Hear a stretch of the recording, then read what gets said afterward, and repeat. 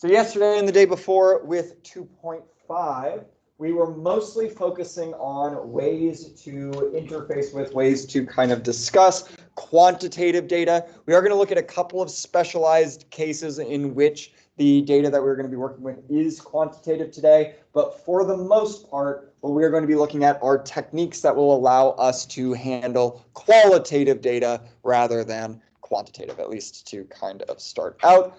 Most of this should be review from stuff that you guys have seen in plenty of classes up until now, but we'll take some time to go over it here. All right, first thing that we're going to be talking about are bar graphs. A bar graph for our purposes is going to effectively be a qualitative histogram. I think perhaps closer to truth is that a histogram is a specific type of bar graph, and all the other types of bar graphs might just be qualitative ones. So like certainly we could make a bar graph and call it a histogram, and that would probably be okay. But for us, we are going to use histogram to refer to specifically what we were doing yesterday with the quantitative buckets. Here we have qualitative buckets. Interestingly-ish about bar graphs is you can sometimes see them presented like we saw with the histograms vertically. So can be shown vertically, but also sometimes kind of arbitrarily, you'll see them flipped around on their side and displayed horizontally for whatever reason. There isn't like a particular utility behind doing this. It's not like we're communicating different information. It's just a different way of displaying the exact same thing. We're going to look at both today. Essentially, we just flip the X and the Y axis, and that's really all that we have to worry about. All right. So at its most basic, kind of copying what we were doing yesterday.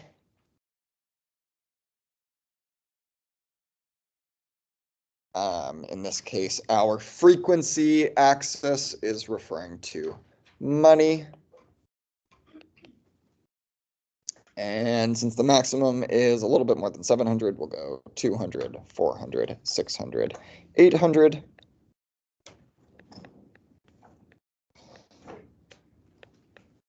About right.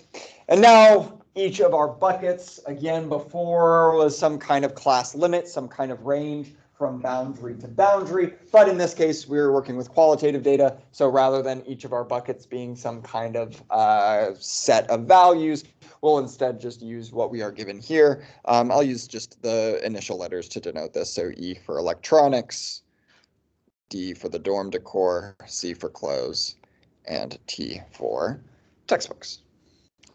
And exactly like what we see with histograms, we just draw a bar that goes up to the corresponding Y values. So for our electronics, we see the electronics at a little bit more than 700. Dorm, a little bit more than 200. Close, a little bit more than 100. And then textbooks, a little bit more than 500.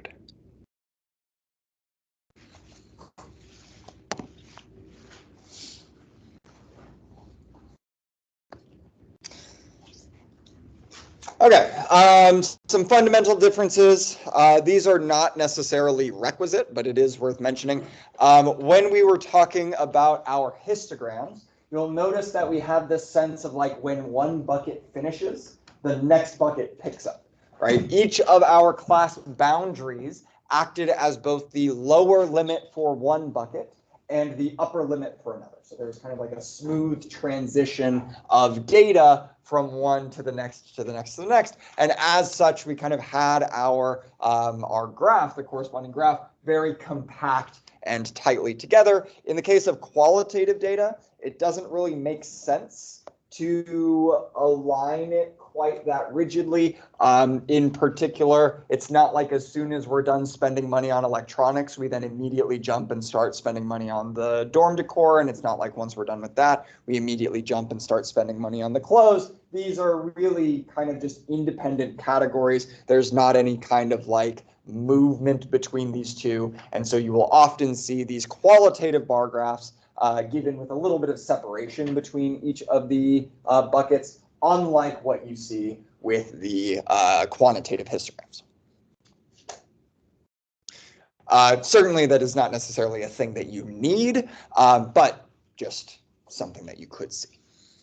And then also we could show this horizontally, where we flip the X and the Y axis and essentially just show everything that is here, but on its side, which I will demonstrate.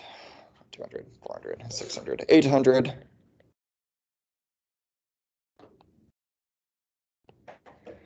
And then E, D, C, D. And it looks exactly the same, just on its side.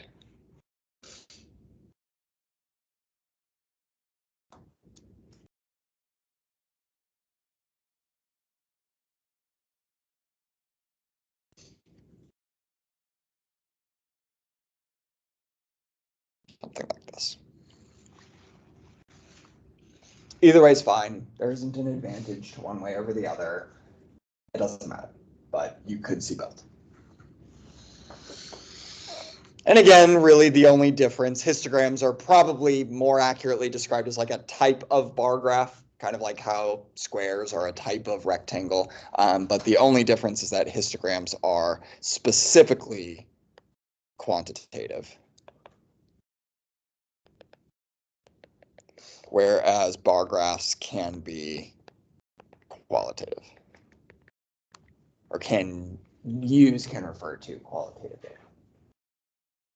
Otherwise, it's bar graphs are like separate categories. Like for example, histograms are like separate categories, like T, C, D. How are they quantitative? These are qualitative. I know. Because the buckets are not referring to specific values, they are instead given labels. So qualitative is like names and quantitative is numbers. Quantity is a number.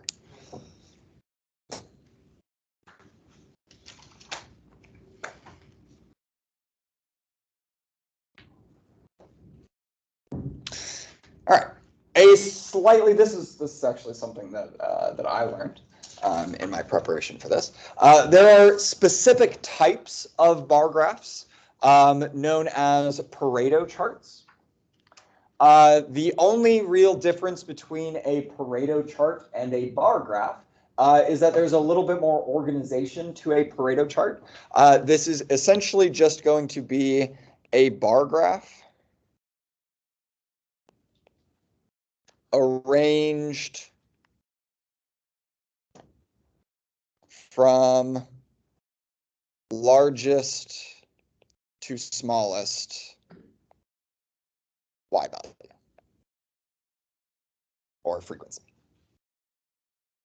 All right, so it's the exact same thing that we had before, but this time we're taking a second to organize our data first, and then we are going to go ahead and plot it. So for instance, for what we saw previously, notice that we're spending the most on electronics, then we're spending the second most on textbooks, then dorm decor, then clothing.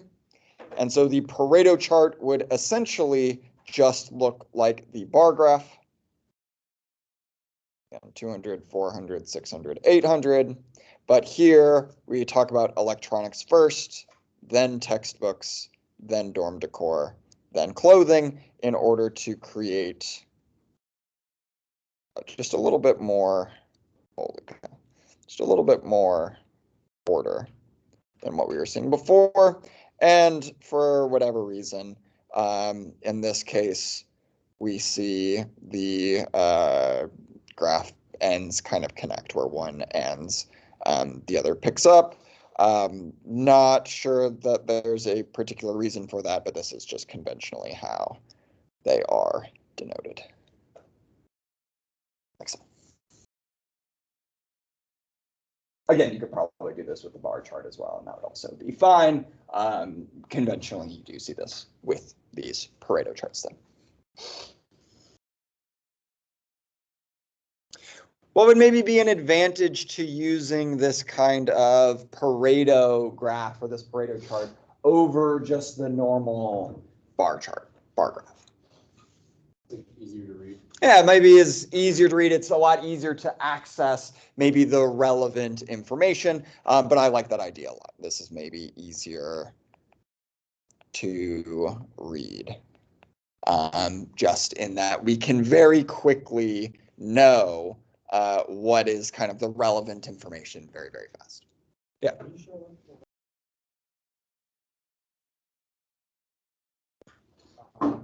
Yeah, so exact same thing, just reordered. Ever so slightly. It's connected, right? Yeah, but like it being connected versus it being disconnected is not a huge deal. But yes, conventionally you will see Pareto charts do have this connectivity.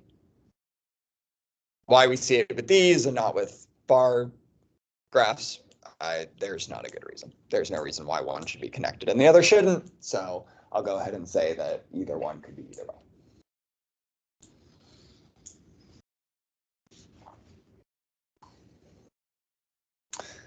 Okay, so we talked a little bit at the start of 2.1 about malicious uses for statistics.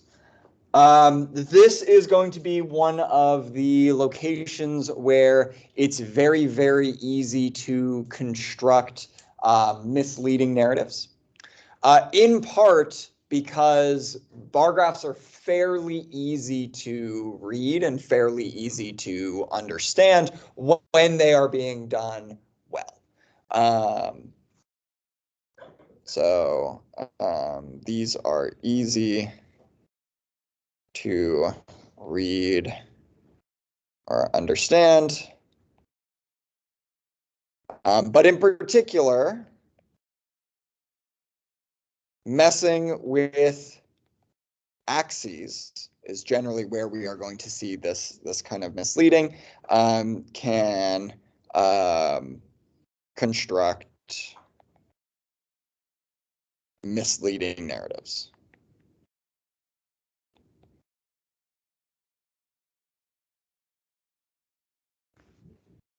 Okay, so for instance, let's take a look at this bar graph here, where we are looking at 3 different companies that are presumably selling televisions or producing televisions, and we are looking at the number of defects that we see per million sold. Yes. Construct misleading narratives.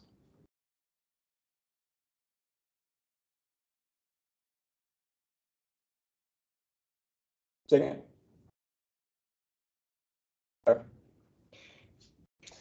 Okay, so what is going on here? What kind of conclusions, given this information, might we come to about the particular companies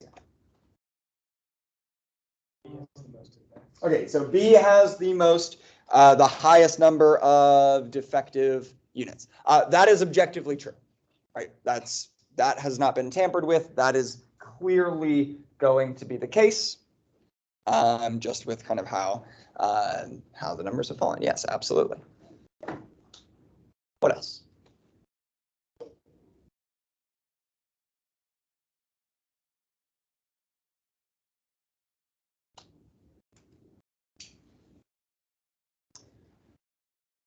What would we say appears to be the comparison of the defects that we see in C with the defects that we see in B? Okay, so C is definitely less. Certainly is true when we say that we have the most. But at the very least, the way it looks like it has been constructed, it would appear that C is like almost half the amount of defects is what we have with B, right? It looks like B is twice as tall as what we see with C, maybe even more than twice as tall. So certainly there is a difference, and there is an objective difference. But what has gone on here that has made this difference look so large between company B and company C? Yeah, notice that the x-axis doesn't start at 0. Being at the bottom of this graph doesn't mean that we have 0 defects. What it means is that we have 320 defects.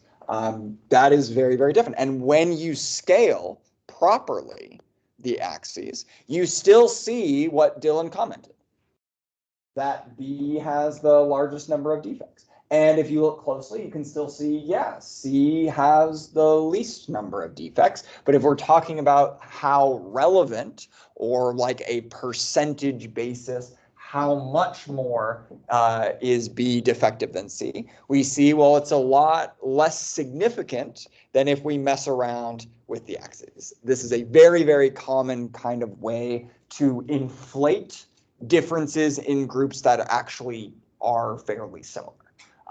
Yes, there is an objective difference between the two, but when we are looking at this a little bit more holistically, we can see, well, that objective difference is probably actually not all that significant. Maybe it's a little bit significant, but does not seem to be nearly as scary as if you showed someone a graphic like this. So just kind of things to be careful of. This kind of manipulation is one that is very, very common with what we would see with bar graphs. All right, questions here about bar graphs and Pareto charts.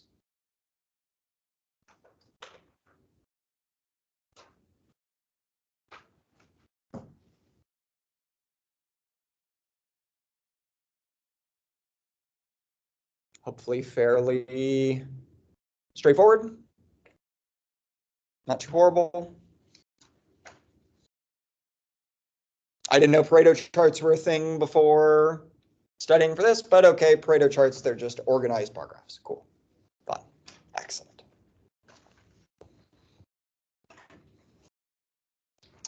All right, we're going to move right along here. The next graphic that we are going to consider are called time series graphs. These are going to be ways that we can represent data over a specific period of time.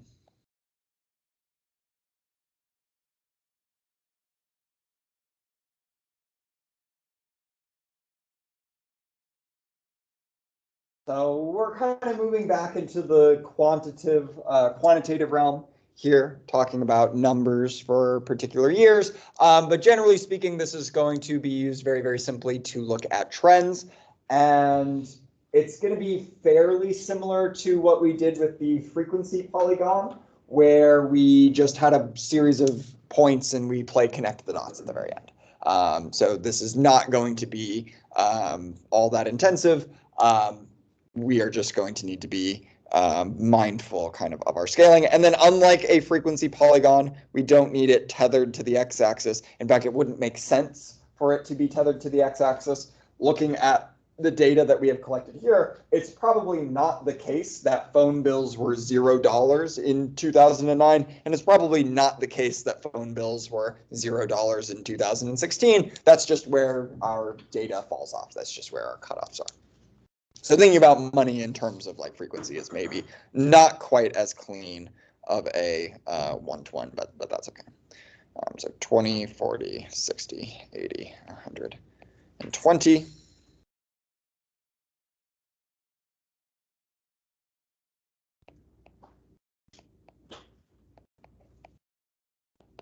So money, and then we'll go by year. 2010. 2011, 12, 13, 14, 15.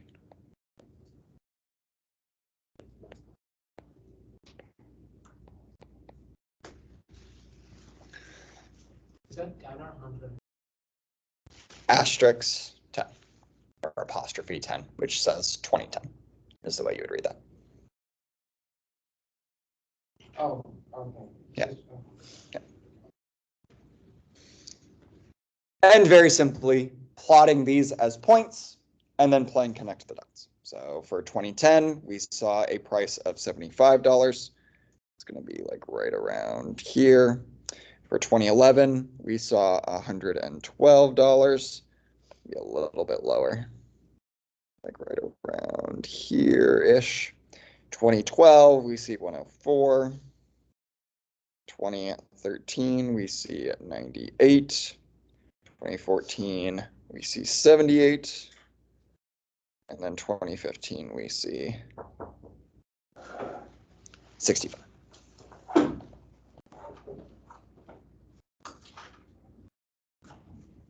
So plotting points. And again, just connecting them with a line.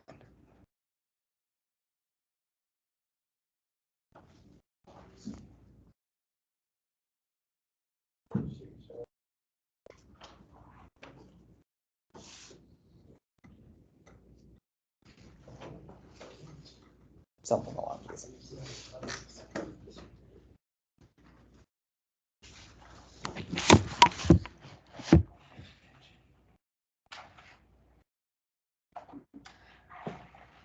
Okay, so looking at a graph like this, what could we say is happening to cell phone bills over the course of from 2010 to 2015? How would we describe the trend that this graph is showing?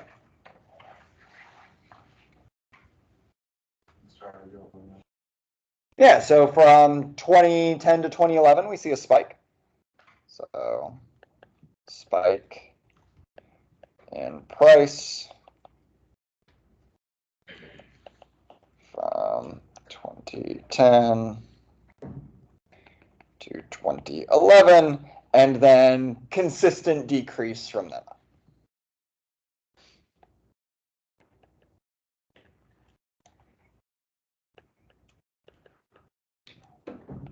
Afterwards. Just describing what we see. And sure, we could hypothesize why on earth we're seeing this, but that's not really the point. If you want to make speculations, then sure, feel free. But in this case, just saying spike in price and then consistent decline.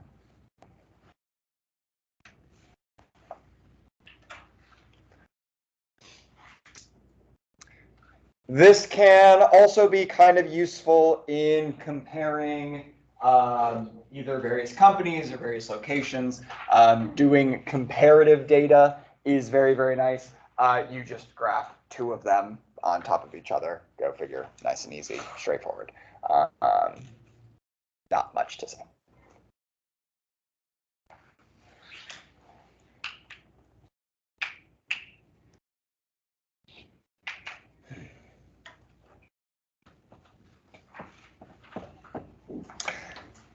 Okay. Pie charts. We have all hopefully interfaced with pie charts before. So some kind of chart here.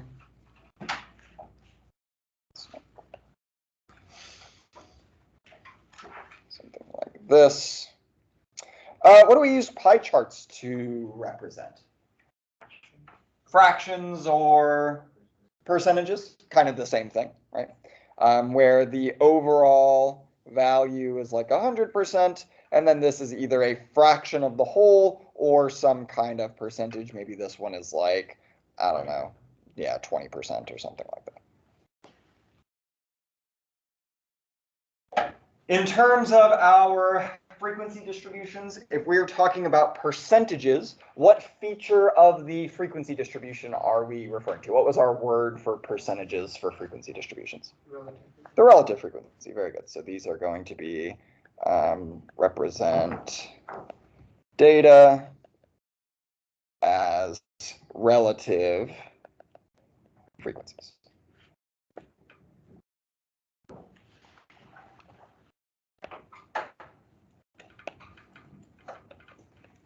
Sure.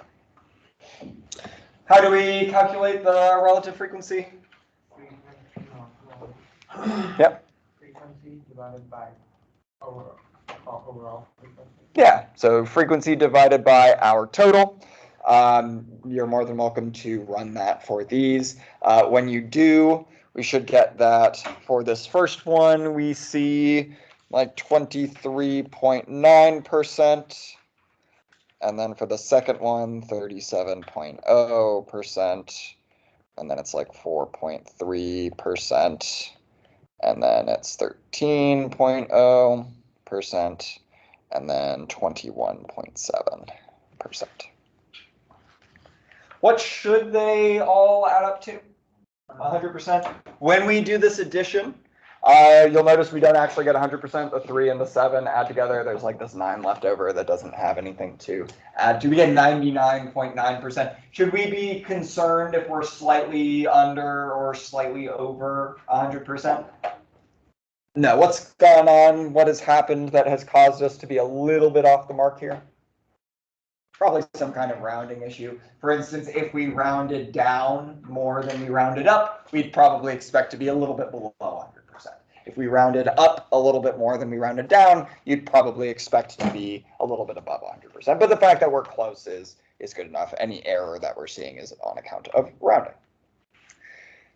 Now, they have a recommendation for taking these percentages and kind of concretely turning them into these values. I kind of just freehand estimate about how large the slices are going to be. If you want to compute, kind of using 360 degrees for what we have going on here. Again, this is going to be very, very similar to those of you who have had me for pre-cal, for all those unit conversions that we did with like radians to degrees to circumference pieces and all of that. We're just taking a fraction of, in this case, 360 degrees. And so we certainly could say, well, 23.9% of 360 tells us that we are looking at like 86-ish degrees. And that's okay. There's nothing like wrong with that. That just attends to precision a little bit more than I think is needed, particularly when this can be done in your calculator. And so what I would do instead is I would just say, okay, 23.9%, that's almost a quarter rotation, a little bit less, and so it's probably about like right there. Ish. A little bit less than a quarter rotation. Likewise, 37% is probably a little bit more than a third of a rotation, which you just kind of get good at eyeballing after some time. So maybe about like right there. 4.3% is really just like a tiny little sliver. But again, you could convert this to degrees to see exactly what that is. And then while 13% is a little weird, I know that 21.7% is again fairly close to a quarter, but also a little bit less. So maybe like right there, something along those lines. So this would be our chips. This would be chocolate.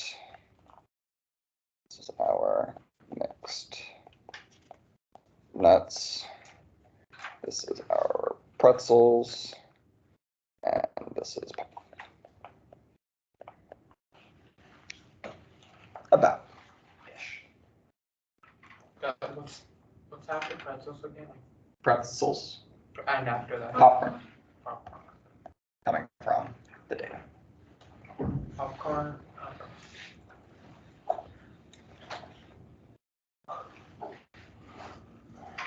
And there are details to how to generate these in your calculator in the 2.7 notes, which you are more than welcome to take a look at.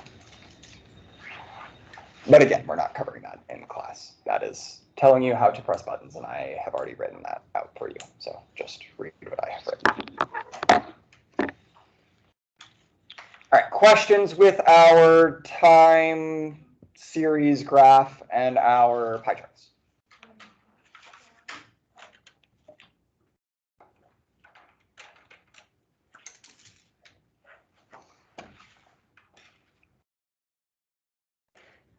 Almost done. One more. Right at the end. Again, stuff that hopefully is review, although I didn't go over this with my Algebra 1 kids when we were supposed to because I find it not particularly fun. I made them do proofs instead. Looking at stem and leaf plots. Very, very simply, we are going to essentially be using this to organize our data. Yes, there is kind of a visual element to this, but really there's more of an organizational kind of metric to what we are going to be doing here. We're going to be creating groups.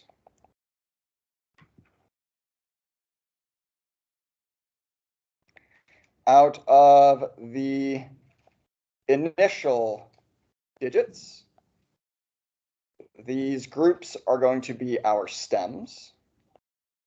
And then we are going to be essentially ordering the data by the terminal digit, the last digit. These are our leaves.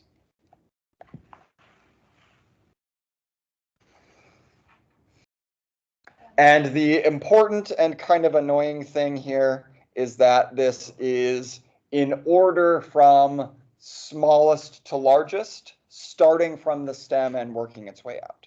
So ordered from smallest to largest.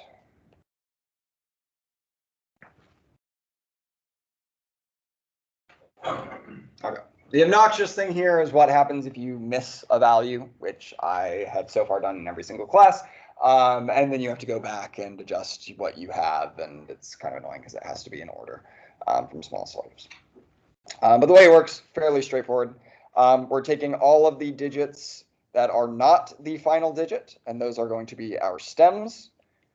So in this case, notice that we go from the 30s up to the 70s. That means we are going to have 4 stems here, one for the 30s, one for the 40s, one for the 5, one for the 50s, one for the 60s, and one for the 70s.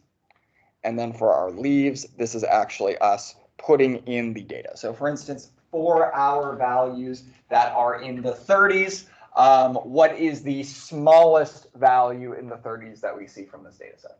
31. Yeah, so starting at 31, that means that we have a 1 for the leaves.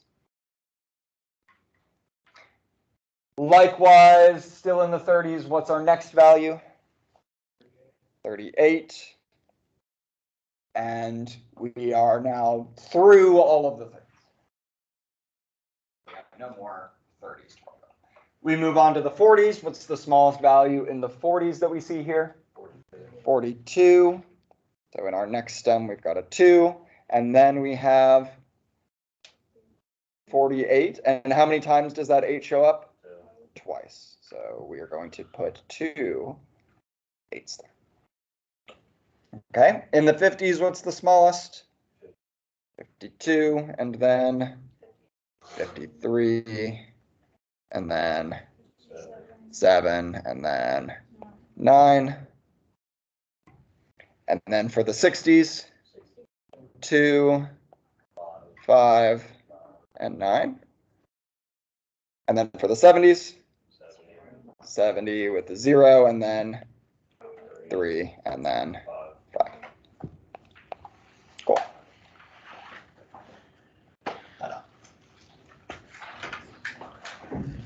What?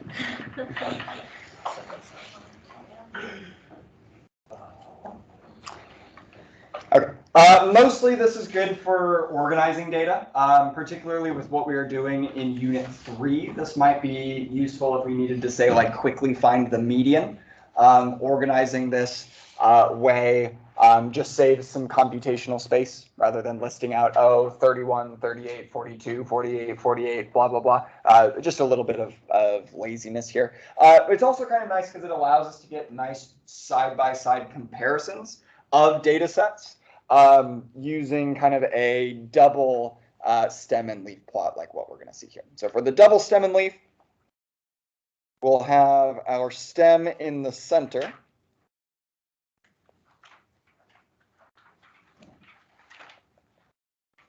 Looking at both data sets, I noticed that the 50s are going to be the lowest value that we see, and 90s are going to be the largest. So 5, 6, 7, 8, 9. And then we're going to have San Diego be on the left, and then Atlanta on the right. My advice would be to just work with one data set at a time. I tried jumping back and forth between the two in first period, and it was just not quite as clean. I missed like 5 different values when I was doing that. I only missed 1 in fourth, so clearly something got better. But starting with San Diego, taking a look at the 50s, do we have any values here that are 50s? No. Okay, so do I denote that by putting a 0 here? No, what would that be saying if I put a 0 here? That I have 50, right? That 50 shows up once. I'm not trying to communicate that 50 shows up once. I'm trying to communicate that I have nothing in that stem, so we leave it blank. All right, in the 60s, what is the smallest value that we see for San Diego? 67 and 9. Very good. In the 70s, what is the smallest value? 70. How many times? Twice. So 2 zeros. And then 72, 5, 79. Very good. For the 80s, 0, 2. How many times do I have 2? Twice. 3 once, and then 4 twice, and then 6 once, and then 8 once. Whole lot of time in the 80s, and then lastly for the 90s, 91. Notice in this direction, the values that are closer to the stem are the smaller ones. It's actually the exact same thing that we see here. The closer you are to the stem, the smaller your value should be. It's just because we're working in the opposite directions. We kind of propagate outward from the stem, so we move in the opposite direction. So starting close to the stem, small, ending large. For Atlanta, what is the smallest 50 that we see? 9. I don't see any others. Smallest 60. 60, and then 62, and then 5, 6, 7, 68, which was the one I missed last class, so good to knock that one off. For the 70s, yeah, 1, 2, 6, yeah, and 8. And then for the 80s, yep, 81, 2, and 3. Okay, so just kind of like general things to note when we're doing this kind of side-by-side comparison. What could we say about temperatures in Atlanta versus temperatures in San Diego? In where? Where do we see lower temperatures? In Atlanta. Generally speaking, the temperature in Atlanta is going to be lower than what we see in San Diego. All right, cool. Just one quick last one. How would we do a single-digit number by a stem and leaf plot? What would the stem be for a single-digit number? 0. Yeah, it'd just be 0. So this would look like 0, 7 for our stem and leaf.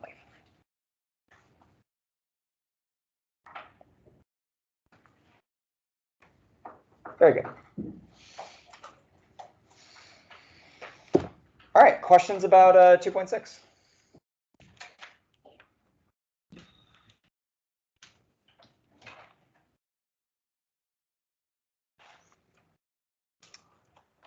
So we've got quiz tomorrow, 2.4, 2.5. Test on Tuesday. I'm going to give you guys the rest of this class to work on the classworks or the worksheet or the test review, whatever you guys need to be doing in order to be ready for what all we have coming up. And of course, if you have questions, feel free to ask. I'd be more than happy to help. Yes. Sure. Are you wanting to do that now? Okay. Are you guys able to? What are you going to do? You said okay. First. All right. Same thing. Parent, are you going to be able to say? Yeah. Okay. Because if not, like tomorrow's going to be kids and then. So tomorrow would work better. We could do tomorrow. Yeah. Not a trick question. But if you'd rather just knock it out of the way today, we can just do it today. Yeah, I'll do it. Do it now? Cool. I'll get that set up for you guys. Is it on the laptop? Yeah, it's on Schoology.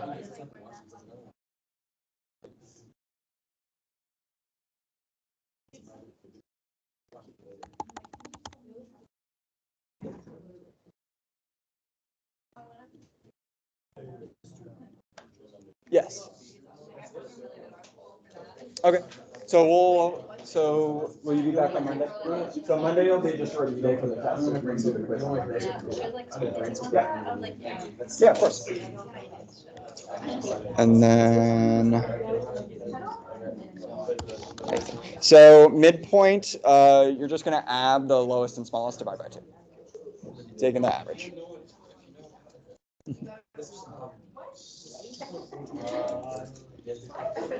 Okay, so in the Unit 1 folder where you guys do, it should be. But